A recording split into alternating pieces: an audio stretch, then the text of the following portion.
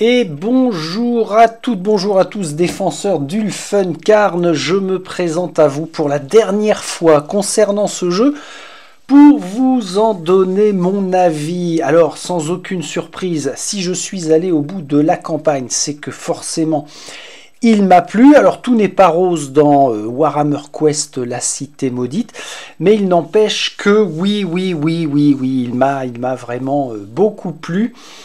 Je vais passer en revue un maximum de choses, hein. Comme d'habitude, quand je donne mon avis. Pour mémoire, Warhammer Quest, la cité maudite, je l'avais intégré dans ma ludothèque parce que c'était non pas la suite, mais un jeu que Games Workshop avait sorti avant Blackstone Fortress. J'avais adoré Blackstone Fortress, même si je ne suis pas un fan de l'univers Warhammer 40 000. Ce qu'ils en avaient fait spécifiquement pour Blackstone, c'était vraiment excellent en termes de mécanique de jeu. Leurs figurines, comme d'hab, elles sont vraiment superbes. Et je voulais l'aspect fantasy avec la cité maudite. Aucun regret. C'est ce que j'ai eu. On va passer tout de suite aux très bonnes choses qui composent ce jeu. Alors déjà, la boîte, je n'avais pas percuté initialement, hein, mais c'est normal, ne connaissant pas les tenants et les aboutissants, et surtout les personnages que l'on nous permet de jouer dans la cité maudite. Là, quand je revois le visuel, je m'aperçois que il y a la capitaine Emelda Braskov qui est là. Nous avons Jensen Darroch avec son flingue. Ici, c'est Cléona. Et puis là, c'est Dagné. Et alors, Radukar le loup, là. Alors, malheureusement, cet énergumène, je n'ai pas du tout réussi à l'éliminer. Oui, je vous le dis, j'ai échoué dans la quête de la cité maudite. Alors, on y reviendra. Si j'y pense, j'ai noté pas mal de choses, mais il se peut que, au final, j'en oublie. Je vais pas l'ouvrir, cette boîte, puisque de toute façon, on n'a plus rien dedans. Je n'ai pas encore rangé les éléments. On va commencer. Alors, le matériel. Dans les choses qui sont vraiment très très bonnes pour la cité maudite. En termes de matériel, je vais commencer par ce que je tiens. Livre de règles, excellent. Ils savent y faire. Chez Games, il n'y a pas de souci, c'est clair, il y a des exemples. Ce ne sont pas vraiment des règles qui sont trop alambiquées ou on a du mal à les comprendre. Non, c'est bien timé, bien décomposé. Ça roule tout seul. Ça, c'était super plaisant à la fois pour se mettre dedans et puis à l'utilisation. On a aussi un livre de quête, hein, Ulfenkarn en péril, qui peut être joué. Alors, pour moi, c'est vraiment la quête en soi où on enchaîne tous les scénarios. Alors, ce ne sont pas des scénarios, pardon, ce sont des périples. Ah, une chose que je n'ai pas notée d'ailleurs dans mes notes, mais en très bon, je vais le souligner tout de suite puisque nous sommes pile dans le bon paragraphe concerné. Ce sont les crises. Aléatoirement, au fur et à mesure que l'on va aller piocher certaines cartes de fouille, on peut tomber sur des crises. Ça amène un petit peu de fluff, un petit peu d'histoire, et puis des rebondissements dans le périple en cours. Ça, c'est une très bonne idée. Sinon, que dire sur le livret de quête? Il est aussi très bien décomposé, avec merci Games Workshop, parce que c'est de plus en plus rare dans les jeux typés Dungeon Crawler. On n'a pas de fluff. Là, on a quelques pages de fluff. C'est pas rien pour la mise en immersion. C'était vraiment super, avec aussi un détail sur nos ennemis principaux. Et puis sur, alors encore du fluff, et puis sur nous-mêmes. Qui sommes-nous? Nous, 8 héros prédestinés pour aller faire en sorte de mettre un terme au règne de Radukar. Et puis après, bah, on enchaîne avec les périples. Mais sur les périples, on y reviendra à chaque fois. Par contre, tout est clair. Ça, pour la mise en immersion et l'envie de s'y plonger, vraiment, c'est très très bien fichu. Les figurines, on est chez Monsieur Madame Games Workshop, donc forcément, on est rarement déçu des figurines qu'ils nous proposent. Là, ça n'a pas été une exception à la règle, hein. On a des figurines qui sont vraiment, vraiment top. Alors, je les ai ramenées. Ah, quoique, je ne vais pas les montrer. Pop, pop, pop. Allez, je vais démarrer par celles qui sont les moins fun pour moi, mais parce qu'on en a vu passer énormément dans différents jeux de fantasy. Ce sont les chauves-souris. Elles sont vraiment nickel, hein. Rien du tout à dire par rapport à ça, mais mon imaginaire a beaucoup plus voyagé avec les figurines qui viendront après. Donc, les chauves-souris, elles vont par paire, si je puis dire, puisque voilà, on en a 6 et 3 fois des duos identiques. Ça fait vraiment le travail sur le terrain. Donc, les chauves-souris en moins, je vais pas dire moins sympa, mais en moins fun pour moi. Après, bon, on va rester dans le côté bestiaire animal. Ouais, bestiaire animal, les rats, nuée de rats. Excellente. Ouais, et si je dis excellente, en tant que figurine, ça veut dire que je les mets pas en second, dans les moins bien. Peu importe les nuées de rats, ils sont très détaillés. On a vraiment une nuée en plus. Il y a du monde. Alors, ça là, c'est 2 groupes d'ennemis à réutiliser pour d'autres jeux. Sans aucun problème. Vraiment nickel. Après, dans les morts-vivants, c'est vraiment les zombies qui m'ont le moins plu.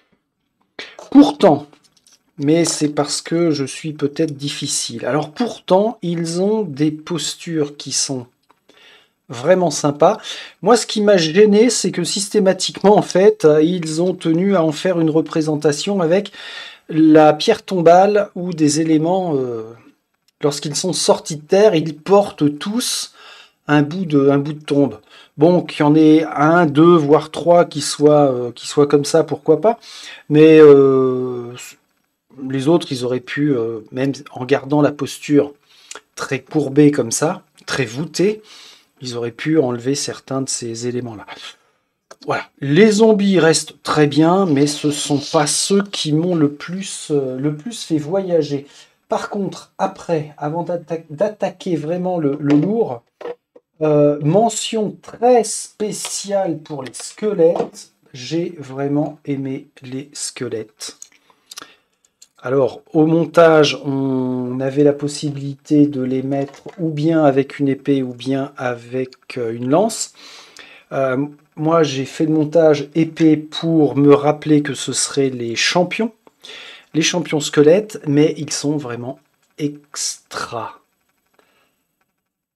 Vraiment, vraiment très très bien. La posture pourrait être classique, mais en fait, non. Eux, quand j'ai commencé à les monter, vraiment, ils m'ont emmené dans l'univers de Warhammer Quest, hein. Donc, il y en a 10, me semble-t-il. Et puis, alors, ça va pas tarder à lâcher, ça j'y reviendrai. Le porte-bannière, qui sort aussi du lot, qui est très sympa. Et puis après, on n'a plus beaucoup de figurines. Alors là, je parle uniquement des ennemis pour l'instant. On n'a plus beaucoup de figurines d'ennemis. Dans les gros ennemis balèzes, alors pas forcément gros par la taille, mais de par leur puissance, le moins bien, c'était Gorslav le Fossoyeur. Pourtant, visuellement, il est très bien sculpté, mais je ne suis pas projeté à le haïr en fait. Voilà, c'est un ennemi lambda, on va le buter, ouais, bon, très bien. Par contre, avec ses petits camarades, j'aimais assez Torgidus le Chambellan. Lui, j'avais vraiment envie de l'éclater avec sa multitude de pets qui l'accompagnent. Lui, il m'a vraiment beaucoup emmené dans l'univers. Mention très spéciale au capitaine Algrim. Je le trouve super top. Et en plus, il est vraiment plus imposant que les squelettes de base. Quand on a ça hein, sur le terrain, sur les tuiles, vraiment, c'est un pur plaisir de les regarder évoluer de salle en salle. Puis après, on attaque le gros du gros en mention spéciale. Alors, je vais enlever tout de suite Raducar. C'est le grand méchant. J'aime bien généralement... Enfin, même je n'attends que ça quand le grand méchant est tellement bien représenté visuellement que bah, déjà il fait peur à aller affronter. Là, pour Raducar, il est sympa, mais ça reste une figurine imposante, très sympa. En tant que grand méchant, autant son fluff est super sympa, autant sa figurine ne m'a pas embarqué plus que ça. Par contre, ces deux gardes élites, là, les gardes Kozargi, eux, j'ai adoré. Non seulement ils sont balèzes par rapport à l'échelle de créatures taille humaine, et ça, encore une fois, sur le terrain, mais c'est phénoménal, comment on a une distinction et on se sent petit. Et puis après, mention spéciale, vraiment le coup de cœur, quand j'ai eu fini de le monter, avant même qu'il ne soit sous-couché, le Varkskir. Alors là, le Varkskir, on est encore sur du plus, hein, par rapport aux gardes, par rapport à un humanoïde, qu'il soit zombie ou pas. On a une échelle de taille qui est vraiment extra. Et lui, toute la tronche, la posture, j'ai flippé. J'ai vraiment flippé. Et il est top. Et encore plus top, mais vraiment, ça a été la triarchie pour la représentation des Virkos. Ces trois-là. Ces trois-là, mais c'était une dinguerie. J'étais vraiment comme un fou, comme un dingue quand je les ai eu fini de monter. La peinture n'a pas été si chiante que ça à faire. J'avais un petit peu peur, hein, mais j'ai vraiment fait l'ensemble à ma façon. J'ai pris mon temps, mais alors c'était extra. Donc de toute la boîte, ce sont ces ennemis-là, ces figurines-là qui sont les plus badass. Alors attention, on parle là des ennemis. J'ai peut-être un petit peu oublié une chose. Nous, héros, bah oui, nos héros, parce que moi, ce qui fait que j'accroche ou pas très très rapidement à un jeu, c'est par rapport à ce que me renvoient les héros d'une boîte. Et là, j'ai pas été déçu encore une fois, parce que, allez, je vous les mets là, Gelsen, nickel. Vraiment, les sculptures, mais c'est une dinguerie. Cléona, le moins bien pour moi, c'était Octrane.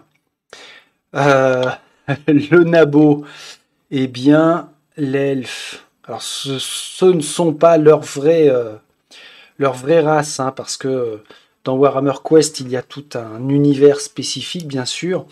Mais enfin, dans ce que l'on connaît de la fantasy, mention spéciale quand même à Aculatis, qui a une pose vraiment géniale. Et elle tient sur pas grand-chose, hein. Ils sont vraiment très très forts, Games, parce que elle tient pas sur grand-chose sur son pilier, là. Lui, dans la représentation de la noblesse, excellent. La capitaine Emelda, bah très très bien. Très très bien aussi. Et puis alors, une petite mention spéciale, même si je trouve que c'est pas une dinguerie ce Brutog là, mais quand même, on est content de l'avoir dans nos rangs. Et surtout, quand on l'a sur le terrain où il fait face à un garde Kozargi, c'est vraiment génial d'imaginer la confrontation qu'ils font à deux. Donc rien que pour ça, vous voyez, rien que par rapport aux figurines, là, ça m'a emmené et tout de suite happé. Ça a été vraiment immédiat, effet immédiat. Donc, les figurines, alors en plus là, le fait de les rebalayer en même temps, bah, c'est une façon de leur dire au revoir parce qu'il y a toujours un côté un peu déchirant quand on a fini un jeu, où on sait qu'il va falloir finir par le ranger. Et généralement, définitivement, on y reviendra. Mais, bon, ben voilà, je vais probablement conserver quelques-unes des figurines pour les laisser exposer dans la vitrine. Je ne vais pas toutes les remettre, puisque maintenant, il n'y a plus de... Je n'ai plus lieu de les sortir régulièrement. Attention, oui, alors je reviendrai sur le côté fragile de l'ensemble. Voilà.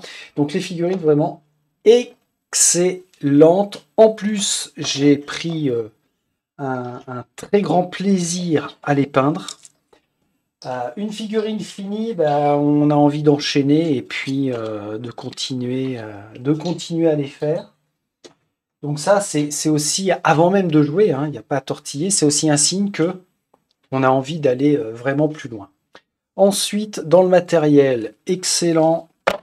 Games sait le faire, les fiches ennemies.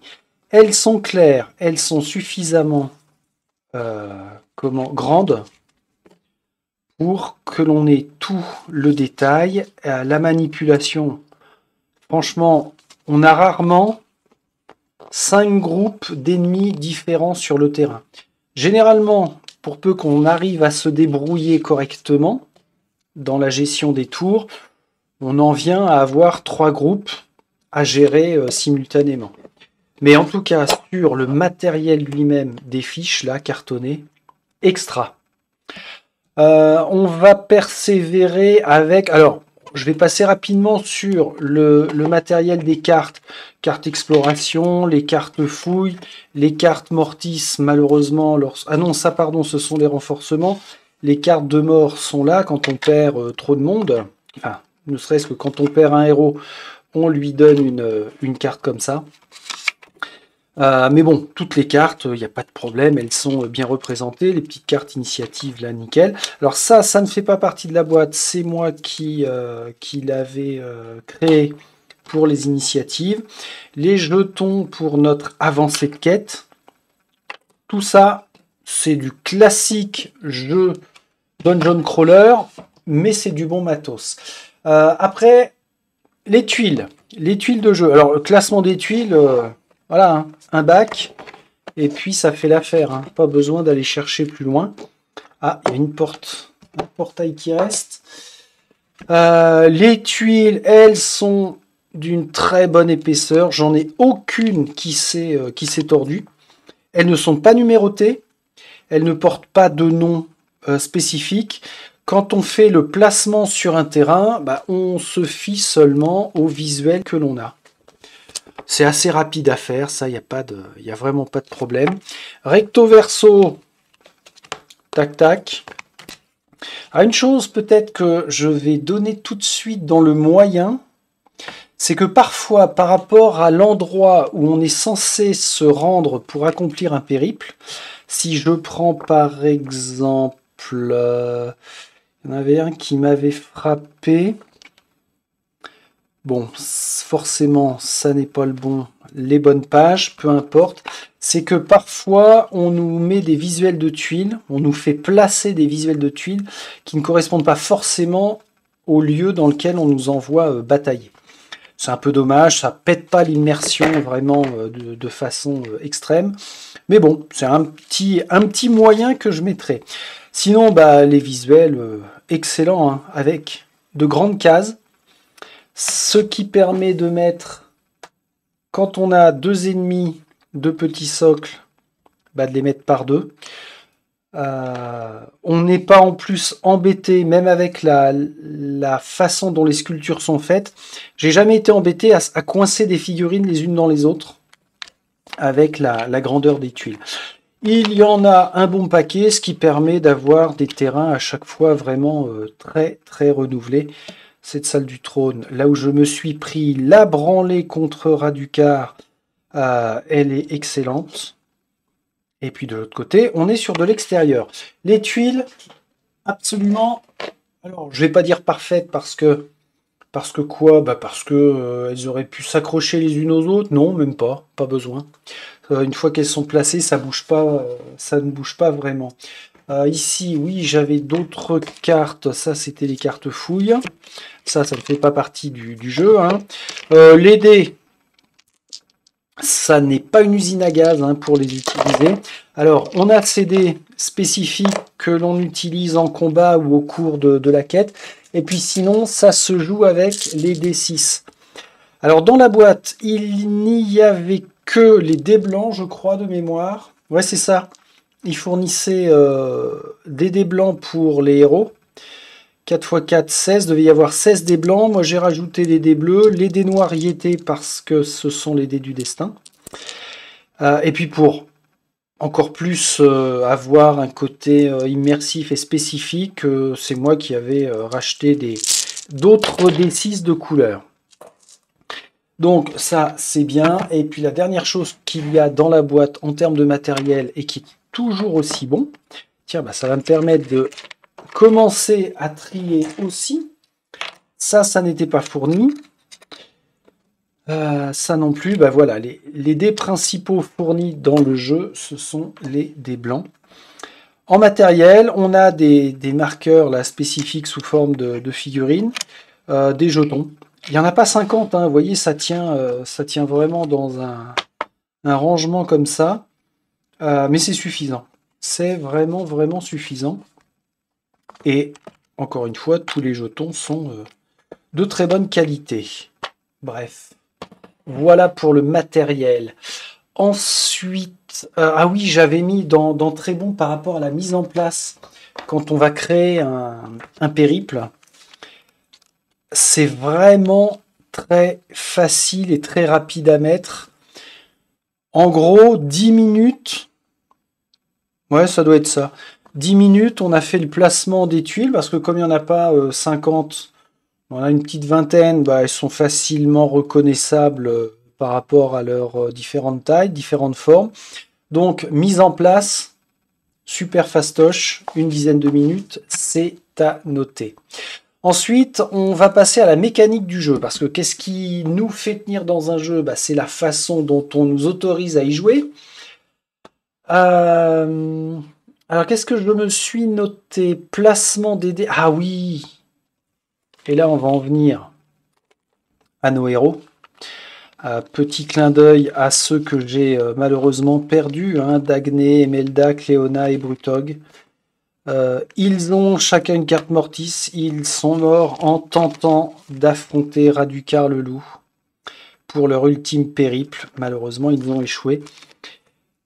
Mais, alors au passage, les fiches personnages, c'est vrai que j'en ai pas encore parlé, elles sont très très bien.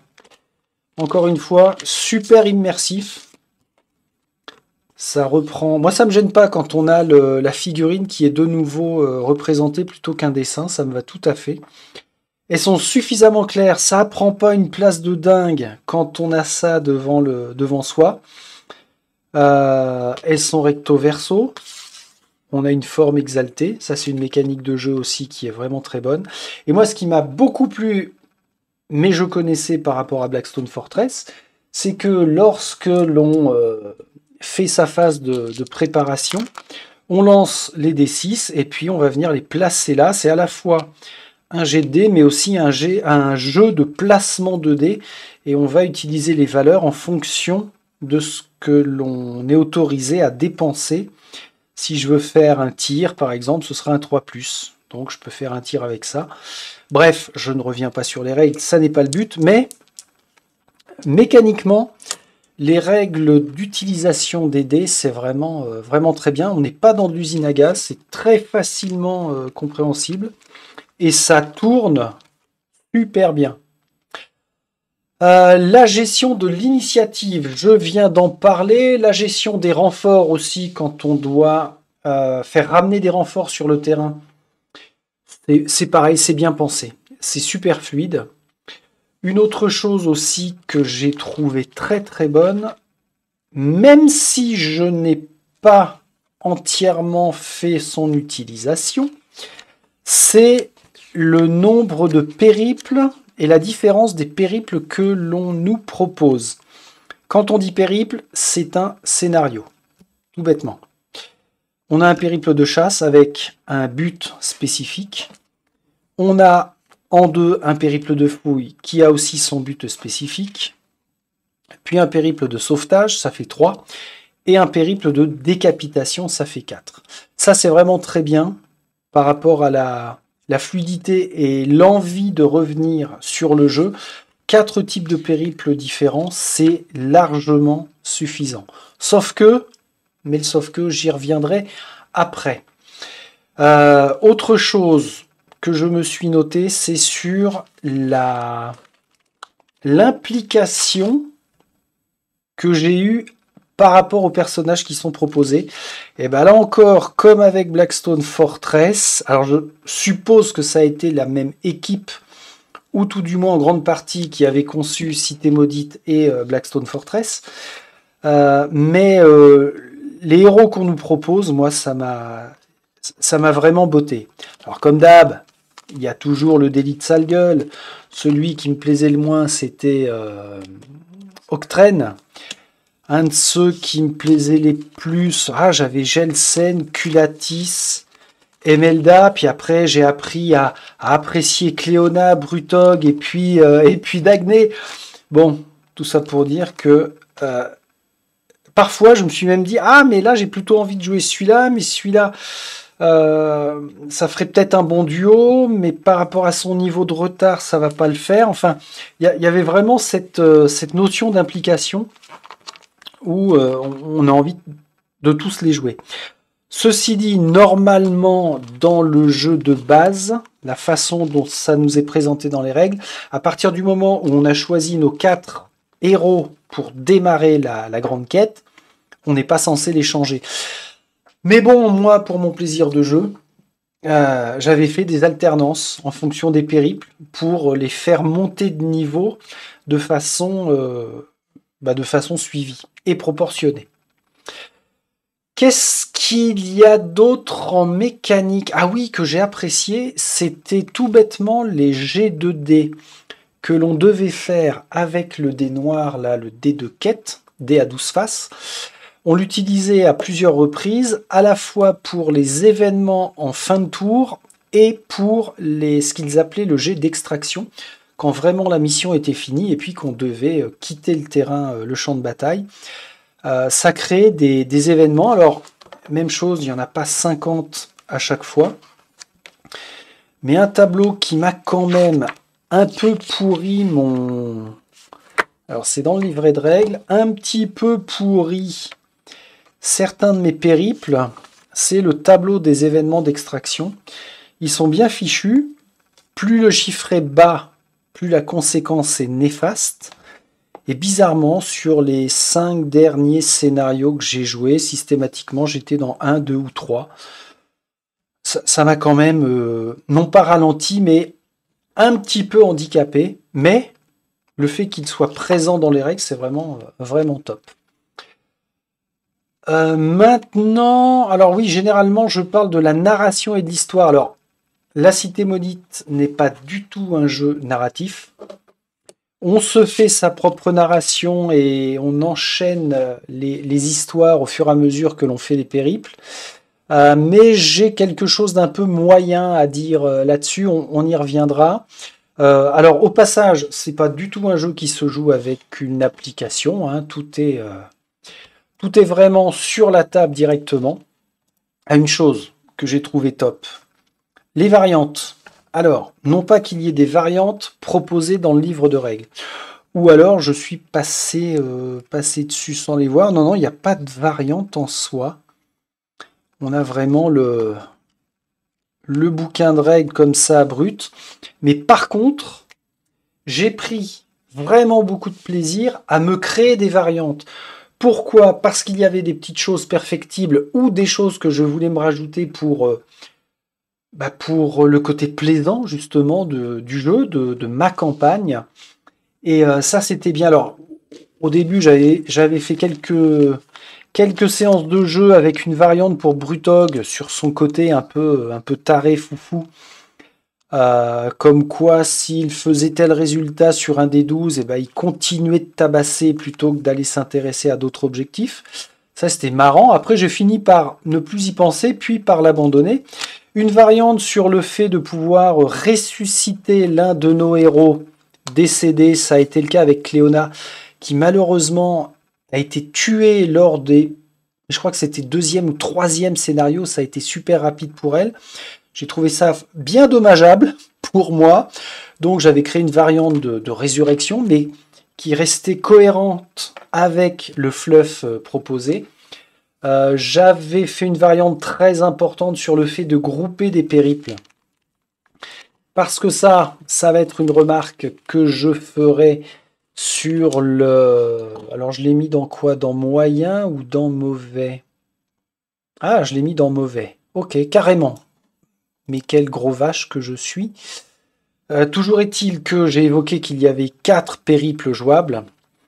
Je me suis fait une variante pour regrouper périple de chasse et périple de fouille en une seule passe, à jouer en une seule fois. Ça a très bien fonctionné et ça a permis d'avancer encore plus rapidement dans la campagne. Je vous dirai pourquoi après. Et puis, une variante où sur les 4 périples, j'ai fini par en supprimer un complètement. Je vous dirai aussi pourquoi après, même si je suppose que vous vous en doutez. Que dire d'autre sur le très bon? Je pense qu'on a vraiment fait le tour. Vraiment, vraiment bon. Qu'est-ce qui nous reste? Ah oui, si, ça. Je ne sais plus comment s'appelle cette roue. Elle sert à la fois de contour pour nos tours de jeu et à la fois de compteur pour nos objectifs de quête. Et aussi, elle sert pour aller placer les dés du destin que l'on conserve et les dés du destin qui sont défaussés. Vraiment, vraiment bien pensé, ça, mécaniquement. Alors là, c'est la feuille cartonnée qui est la moins qualitative. C'est simplement celle qui nous donne nos objectifs vraiment principaux de la quête Ulfhencard en péril, c'est-à-dire aller décapiter les uns après les autres les disciples de Raducar pour s'attaquer à lui une bonne fois pour toutes. Il y a un compteur de peur, un compteur d'influence qui est de 1 à 10 et qui met un petit coup de pression parce que si l'un ou l'autre arrivait à 10, c'était terminé, on ne pouvait plus se permettre d'aller affronter Raducar. Au final, si ça se produit, ça ne s'est pas produit pour moi. Ça impliquait quoi de tout recommencer depuis le début? Est-ce qu'on a vraiment envie de tout recommencer depuis le début? Pourquoi pas? Mais en tout cas, la gestion des périples fait que systématiquement, on arrive à faire monter d'un cran un compteur, faire descendre l'autre. Donc ça, c'était bien. C'était très bien. Et puis alors, dernière chose du matériel, c'est une enveloppe que l'on est censé pouvoir décacheter que lorsque l'on a réussi le dernier périple de décapitation contre Raducar. Moi, je n'ai pas été autorisé à le faire parce que j'ai échoué. Je vous le redis, toute ma quête, j'en suis arrivé à me faire démonter.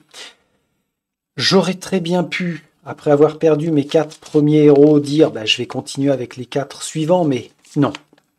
Il fallait que ça se termine. J'étais très content en plus que ça se termine comme ça, même par une défaite. Tant pis, je l'accepte. Je me suis vraiment beaucoup amusé, donc je ne découvrirai pas ce que contient l'enveloppe. Maintenant, je vais passer aux choses moyennes avec ce Warhammer Quest. Ah oui, je me suis noté, autant les personnages sont bien pensés dans ce qu'ils me renvoyaient en tant que héros. Par contre, ils sont très inégaux dans leur façon de passer exalté. Qu'est-ce que c'est passer exalté avec un héros? C'est le fait d'accumuler suffisamment de points d'exaltation pour remplir un sentier de la gloire qui est vraiment spécifique à chacun de nos héros. Et ce sentier de la gloire, quand il est accompli, c'est-à-dire que l'on a accumulé 3 points d'exaltation, on passe sur notre face exaltée, et là, nos statistiques sont boostées. Le problème, c'est que, et là c'est un bon exemple avec Culatis, elle fait partie de ceux qui ont un sentier de la gloire à accomplir qui est, le moins évident à faire. Le plus facile, systématiquement, ça a été Dagny Oldenstock et Brutog. Alors tous les deux là, mais ça a été super fastoche à aller chercher, parce que Brutog sur le principe, il tue des ennemis, il fait un jet, et comme on double la valeur de ses ennemis, très rapidement, on arrive à aller avec le jet de dés, à aller chercher les points d'exaltation qu'il faut. Dagny, à chaque fois qu'il fait des fouilles, et qu'il a des trésors ou des pierres de royaume, qui est la monnaie pour aller acheter des améliorations, à chaque fois qu'il arrive à tirer une de ces 2 cartes, il gagne 2 points d'exaltation. Donc ces deux-là, systématiquement, quand on les emmène, Brutog, passé exalté en premier, pas de souci. Dagny sur les missions de fouille, passé exalté, pas de souci. Ultra facile. Qu'est-ce qu'il fallait faire avec Glorio? Chaque fois qu'une action d'arme faite par ce héros tue le dernier hostile d'un groupe. Waouh! Ça, pour aller le chercher, c'est balèze. Culatis, il faut cumuler une action de tir, puis dans la foulée une action de corps à corps. C'est balèze. Octrene, je l'ai pas beaucoup joué, Octrene, et puis honnêtement, je ne m'y suis pas intéressé plus que ça. Ah oui, lui, c'était raisonnable. Il suffisait de tuer un hostile, donc un ennemi, sur sa propre tuile. Mais derrière, fallait quand même lancer un dé. Plus ou moins évident. Gelsen, ça, c'était pas évident. Fallait tuer un champion d'un groupe. Emelda, il fallait qu'elle réussisse à tuer 3 ennemis pendant son tour. Pas évident non plus. Quant à Cléona... allez, je vais dire que Cléona, c'était la 3e à pouvoir être utilisée facilement et à ce qu'elle devienne exaltée, parce qu'il lui suffisait de sacrifier l'un de ses 4 dés par rapport au dé du destin, et à chaque fois, il gagnait un point d'exaltation. Tout ça pour dire que ça reste moyen d'avoir un déséquilibrage comme ça d'un héros à l'autre qui nous permettait d'en faire des héros plus survitaminés. Au final, ça veut dire je jouais quasiment les mêmes héros de façon identique d'un périple à l'autre. Bon. Pour en rester sur les héros, une chose que moi je considère moyenne, c'est le fait qu'ils n'ont aucune orientation de carrière. Contrairement à ce qu'on a l'habitude avec beaucoup de dungeon crawlers, Glorio Venalten, 3e du nom, commence comme ça, et Glorio Venalten, 3e du nom, finira comme ça, c'est-à-dire en lame. Alors oui, ça lui débloque des niveaux de trait lame, mais on ne peut pas avoir pour Glorio lame d'un côté et maître du savoir de l'autre. On n'a pas de choix de carrière. On s'y fait vite. On apprend à le jouer toujours avec cette redondance. C'est pas trop grave en soi, mais je repense à Descent par exemple. Il me semble bien qu'à Descent, on a le choix de l'orienter d'une façon ou d'une autre. Ensuite, c'est un jeu qui est avant tout tactique, très tactique, mais pas du tout narratif. Quand on a ça en tête, on se dit, oui, si c'est pas un jeu narratif, on s'attend pas à de la narration. On a quelques paragraphes de narration quand on va s'intéresser aux décapitations. Quelques lignes qui nous mettent vraiment dans le contexte pour aller buter un des sbires de Radukar. Mais sinon, tous les périples s'enchaînent de la même façon. Par exemple, un périple de fouille. On ne nous dit pas que dans l'allée de l'abattoir, sur ce terrain-là, il va se passer des choses. Pourquoi on y va spécifiquement? Pas du tout. On y va, on tabasse, on en ressort vainqueur ou pas. Un semblant de narratif avec les cartes crises quand ça se produit, hein. On a des petits paragraphes, on peut être renvoyé en fonction de notre choix à un autre paragraphe. Je l'ai mis dans les moyens, mais je sais pas. Même pas, j'aurais dû l'évoquer juste comme ça. Puisque le jeu est conçu de cette façon, finalement, on s'en passe de cette narration. Et puis encore une fois, notre histoire, ben, on se la fait au fur et à mesure de nos périples. Et c'est quand même très bien comme ça. Les cartes découvertes, alors non, ce ne sont pas les cartes découvertes, mais les cartes fouilles. Toutes ces cartes-là, alors il y en a un bon paquet.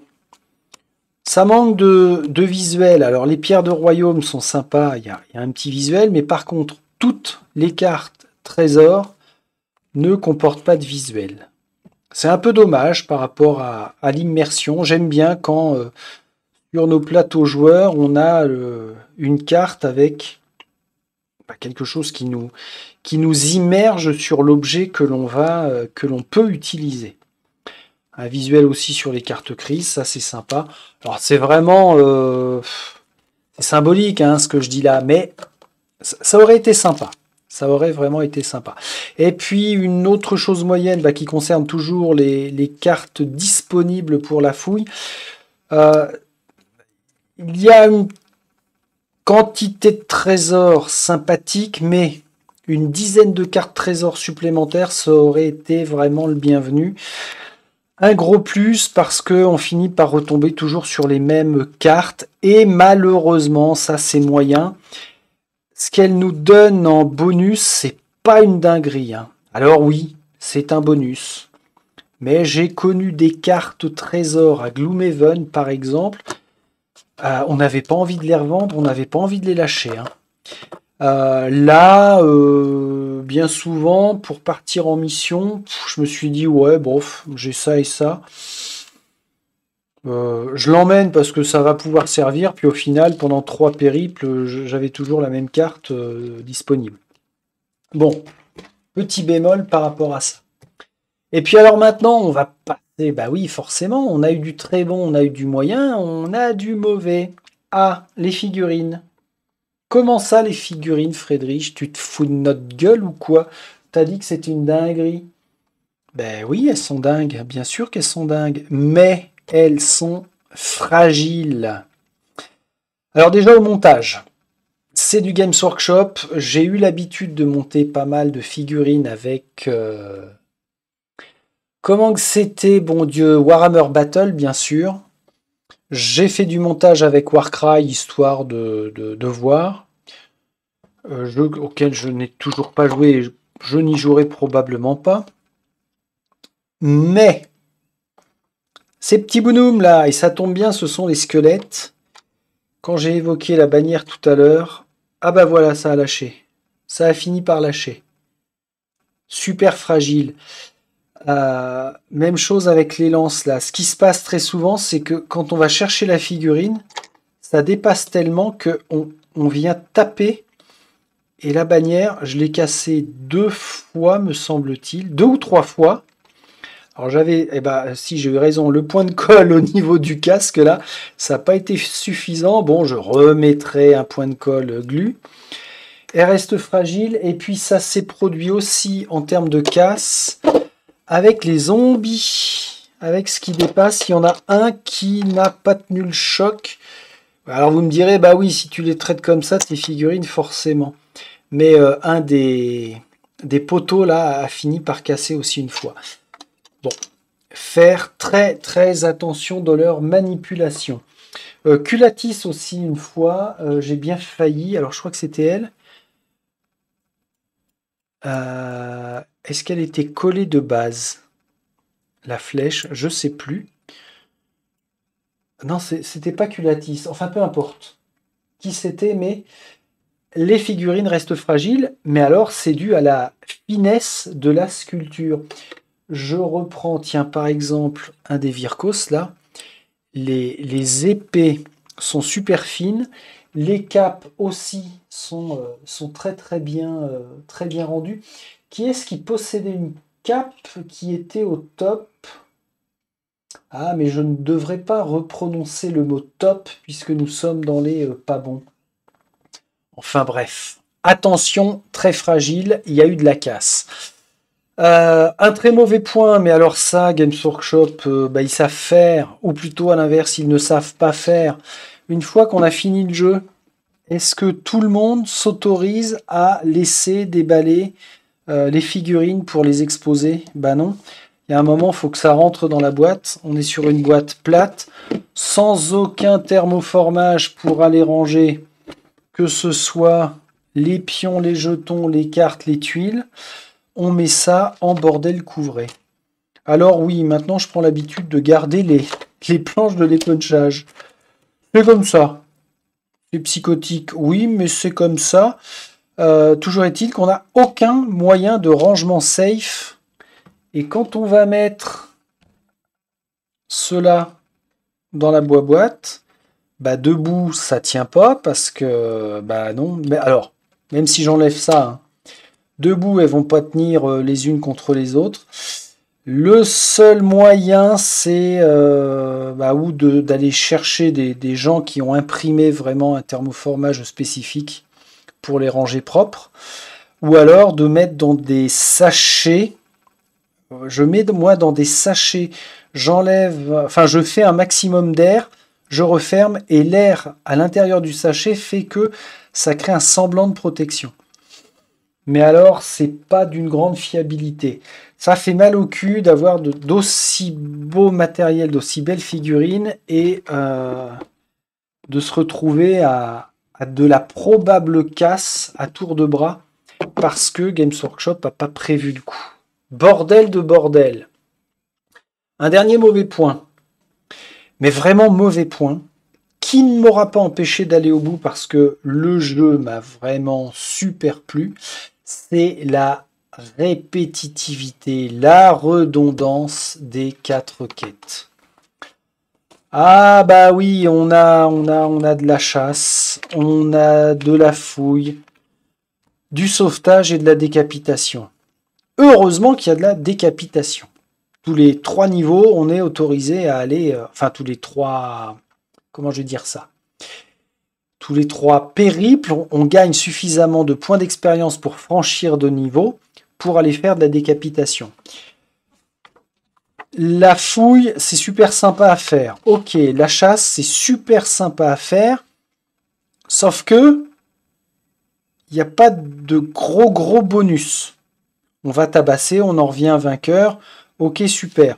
Alors qu'avec la fouille, ça nous débloque des pierres de royaume que l'on peut aller dépenser pour se booster.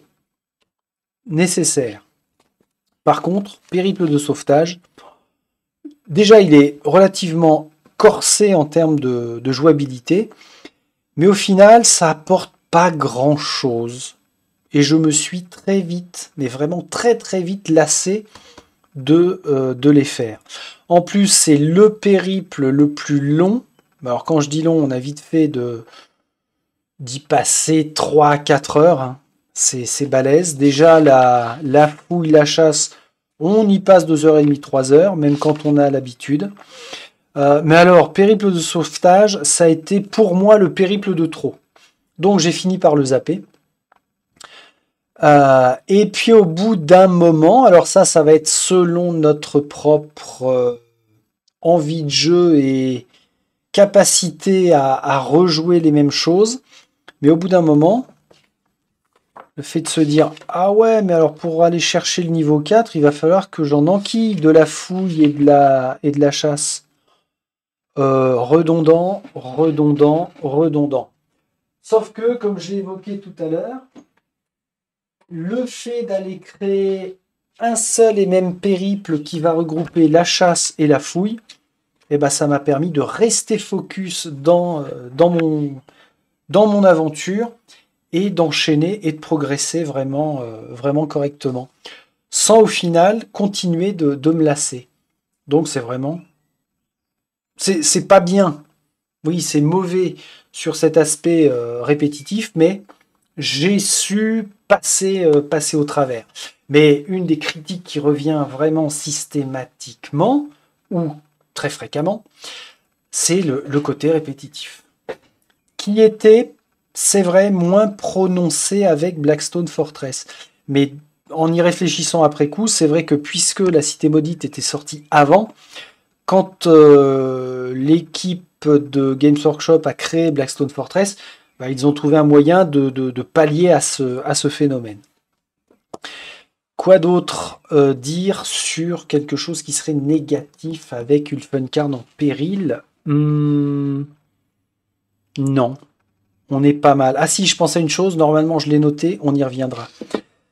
Le dos de boîte, qu'est-ce qu'on m'a vendu moi sur le dos de boîte? Parce que vous savez, commercialement, ils sont très forts, les éditeurs, hein, pour nous mettre un petit peu de texte. Et puis, vous allez voir, ça va être super génial, un truc de malade. Alors, déjà, 2 joueurs ou plus, bien sûr. Durée approximative, 2 à 3 heures par session. Ah là, c'est vrai de vrai. Alors, très bien. D'habitude, on est plutôt sur du, je sais pas moi, 90 minutes. Ah ouais? 1h30? Mais tu te fous de ma gueule? Que ce soit en solo ou à plusieurs, on est sur du dungeon crawler généralement à 45 minutes, voire 1 heure de plus que ce qui est annoncé par l'éditeur. Là, non, là c'est bien. Quant au petit paragraphe qui nous promettait quoi? Un jeu d'aventure coopératif, entièrement, ça c'est vrai. On joue le rôle d'une bande éclectique de héros. Excellent, ça c'est vrai de vrai. Piégé entre les murs d'Ulfenkarn, c'est très bien rendu ça. Chaque périple pour lequel vous embarquez est une course contre la montre, oui. Quiconque traîne dans les rues fera face aux courroux des serviteurs morts-vivants, oui, c'est vrai. Parce que, effectivement, nos ennemis, au bout de 12 tours, deviennent renforcés. Notre objectif est de détruire le vampire despotique. Bah oui. C'était notre objectif ultime auquel j'ai échoué. Mais vous devez d'abord déstabiliser son joug tyrannique. Pour cela, vous devez découvrir les secrets qui ont immunisé le loup et ses lieutenants dans la mort. Donc, c'est très propre. Hein. Point de vue marketing, ils ne s'étendent pas sur des choses qui sont plus ou moins vraies. Le dos de boîte m'a vraiment bien vendu le jeu, pas de problème. J'évoque maintenant la difficulté de ce jeu. Dans l'ensemble, franchement, il n'est pas très difficile. J'ai eu quand même beaucoup de moments du type ascenseur émotionnel parce que ça a pué, ça a chauffé pour mes 4 héros qui étaient sur le terrain. Mais dans l'ensemble, comme tous les dungeon crawlers, hein, pour peu qu'on pense bien à utiliser nos différentes compétences, et ça s'acquiert au fil de nos parties, quand on a bien nos compétences en tête, les compétences de nos ennemis, ça reste quand même fluide et c'est pas très difficile. Le jeu en lui-même n'est pas très difficile. Maintenant, la rejouabilité. Alors là, je vous le dis clairement, je passe. Non. Comme beaucoup de fois dans les dungeon crawlers, je ne vais pas le ressortir à un moment ou à un autre pour me dire « Ah, mais tiens, je retenterai bien une trentaine de périples pour voir si cette fois je peux aller buter Radukar. » J'en ai pas du tout envie. Pourquoi? Parce que c'est autosuffisant. J'ai enchaîné beaucoup de scénarios, bah très bien. Mais une fois que la campagne est faite, bah voilà, elle est faite. J'ai échoué, tant pis pour moi. Alors, ça amène aussi une chose, hein, pas de rejouabilité, sauf que qu'est-ce qui crée une rejouabilité aussi avec un jeu? Ce sont les extensions. Dans la Cité Maudite, on nous propose 2 extensions, mais alors là, c'est un gros go fuck. Même pas en rêve. Pourquoi? Parce que d'une part, ça va être une continuité de choses que je connais déjà. Mais alors surtout, les extensions Games Workshop oblige sont super chères. Et surtout, ils nous vendent des bouquins, mais pas des boîtes avec des figurines dans les extensions. On est obligé d'acheter les figurines de l'extension à part. Donc là, je vous dis pas le budget, c'est un peu crado. Honnêtement, il n'y aurait pas eu cet aspect de redondance dans les 10 premières missions, séances que j'ai faites. Je me suis dit, ah quand même, avoir les extensions pour aller chercher d'autres choses, vivre d'autres aventures et les prolonger, ça pourrait être sympa. Puis au bout d'un moment, non, je me suis dit, ben non, ça va être trop mécaniquement, et puis ce que vont nous proposer les nouvelles règles. J'avais lu un petit peu ce que ça proposait en ajout. Je pense que j'y aurais très peu joué. Donc non, pas d'extension, donc ça casse le côté rejouabilité.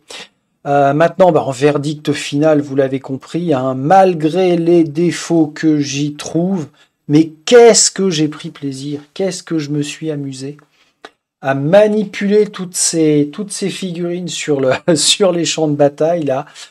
Vraiment pas déçu. Pas du tout déçu. Alors, ça fait partie des jeux qui restent dans la ludothèque parce que, par rapport à la collection que j'ai initiée en début d'année, là, 2025 sur les Dungeon Crawlers, il a complètement sa place. Je tiens à le garder. Je ne dis pas que je ne le ferai pas jouer à des potes, par exemple. Pourquoi pas? Ça peut être assez sympa en mode HeroQuest. Un grand méchant, je reprends la place du maître de jeu et puis ils affrontent. Ça peut être sympa une fois de temps en temps, mais alors là, j'en sais rien. Honnêtement, j'en sais rien. Alors, ça veut dire que maintenant que je l'ai fini, ce Warhammer Quest, je vais pouvoir mettre à jour. Ah oui, alors c'est ça. C'est ça. Mon fichier est là. Je ne sais pas si vous l'avez vu, cette vidéo que j'ai lancée il y a peut-être 2 mois maintenant. Combien de temps pour jouer à ça? C'était une référence à ma pile de gameplay. Parce que j'en ai quand même pas mal des jeux dans lesquels j'ai investi et je suis pas encore allé au bout. Et puis j'avais fait alors combien de temps pour jouer à tout ça? C'était pour évaluer si je me posais vraiment, pour évaluer combien de temps je mettrais pour aller au bout du bout. Moi, ce qui m'intéresse là, j'avais classé par ordre alphabétique, ouais, c'est bien ça. Voilà, Cité Maudite, il est là, je vais pouvoir mettre à jour le pavé là. Alors je pense que dans mon fichier, je vais mettre un fond vert pour dire que je l'ai fini. Et puis je ferai un calcul du temps passé sur Warhammer Quest, avec différents critères, combien de temps j'ai passé au déballage, la découverte des règles, l'apprentissage des règles, la relecture des règles, la peinture des figurines, le gameplay. Alors le gameplay, je me suis dit, c'est super facile à aller calculer ça, puisque en reprenant, voilà, sur la chaîne, je saurai combien de temps. Alors 25 épisodes. Pour faire la campagne, il aura fallu 25 épisodes. Et j'avais fait quoi d'autre? Ah oui, là, j'avais fait 3 vidéos de motivation sur la peinture des figurines. C'était quand ça? Il y a 9 mois. Et il y a 10 mois que j'ai fait le déballage du jeu. Ah la vache. 10 mois quand même. Alors pour celui-ci, j'avais pas fait, j'étais persuadé que j'avais fait des vidéos de découverte des règles, mais pas du tout. Par contre, je m'étais intéressé à faire 2 vidéos de fluff et de background. C'était assez intéressant ça. Ça m'avait bien motivé. Ok, donc le temps à passer en moyenne, on voit quand même 2h44, 3h. 3 heures. Ah oui, il y a eu beaucoup de sessions à 3 heures. Si je mets tout bout à bout, ça a dû faire 50 à 60 heures. À partir du moment où j'ai déballé, j'ai peint et je me suis plongé dans ce jeu. Très bien. Très très bien. Qu'est-ce que je peux vous dire de plus? Déjà, je vais reprendre un petit face-à-face avec vous. Vous dire que je vous le conseille. Si vous avez tout écouté de A à Z, franchement, je vous le conseille. pour peu que vous aimiez manipuler de la figurine, et puis vous aimez la fantasy, et puis vous aimez bien le dungeon crawler, vous pouvez y aller. Vraiment, vous pouvez y aller. Maintenant, ça veut dire que la suite, après notre ami la Cité Maudite, la suite, ça va être Trudvang. Puisque Trudvang sortait en tête sur le sondage que j'ai dû réaliser il y a 3-4 mois maintenant. Donc, prochaine session de gameplay, ce sera Trudvang. Probablement du déballage d'un ou deux jeux, ou avant ou pendant. Mais c'est Trudvang qui va prendre maintenant le haut du pavé dans les sessions de jeu avec moi-même. Hein. Je vous laisse ici. Dites-moi si vous êtes allé au bout de la Cité Maudite. Moi, je vous rappelle, je me suis pris une branlée. Est-ce que vous avez réussi à péter Raducar? Il y en a déjà un d'entre vous qui m'a dit dans les commentaires de mon échec que oui. Quelqu'un de son entourage avait pu aller au bout. Moi, ce ne sera pas le cas et ce sera définitivement pas le cas. Tant pis. Ce que je garde, et quand je regarderai la boîte qui sera asséchée sur mes étagères, c'est que j'ai pris beaucoup de plaisir. Et surtout, si Games Workshop, dans les mois, les années qui viennent, nous sortent un jeu dans la même lignée, j'irai direct parce que c'était vraiment très très bon. Allez, je vous laisse ici, chers défenseurs d'Ulfengarn, ça a été vraiment fun que vous m'accompagnez au fil de ces 25 épisodes de campagne, et on se revoit très vite pour d'autres aventures. Salut, salut.